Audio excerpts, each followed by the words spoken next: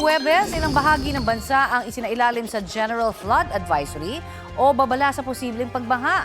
Ayon sa Pag-asa, posibleng bumaha sa Calabarzon, Mimaropa Region, Bicol, Western Visayas, Central Visayas, Eastern Visayas, Northern Mindanao, Caraga Region at BARMM.